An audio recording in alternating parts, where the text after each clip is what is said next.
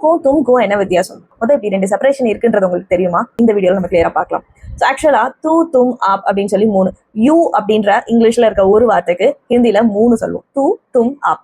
தூ அப்படின்றது என்னன்னா நம்மளோட எங்கர் கேட்டகரி அப்படின்ற மாதிரி ரெஃபர் பண்ணுவாங்க.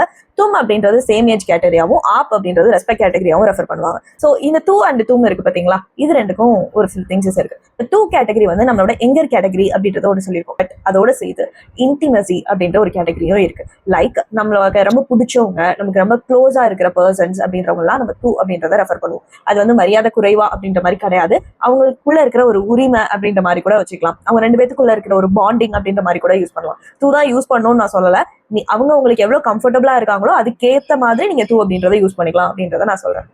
தும் அப்படின்றது ஜென்ரலா நீங்க யார்கிட்ட பேசணும்னாலும் வயசுல கம்மியா இருக்கிறவங்கள, எங்கரா இருக்கிற பீப்புள நீங்க தும் அப்படின்னு ரெஃபர் பண்ணிக்கலாம். நீங்க ஃபார்முலா பேசணும், ஃபார்முலா பேசுறதுக்காக தான் நான் ஹிந்தி லேர்ன் பண்றேன், நான் ஆஃபீஸ்ல பேசுறேன், வெளியே என்னோட கொலீக்ஸ்ட பேசுறேன் அப்படின்னு இருக்கும்போது ஃபார்மல் திங்ஸ் நீங்க எக்ஸ்பெக்ட் பண்றீங்கன்னா கோ ஃபார் ஆப் கேட்டகரி. நீங்கள் அப்படின்ற மாதிரி ரெஸ்பெக்ட் கேட்டகரிக்குள்ள போயிடுங்க.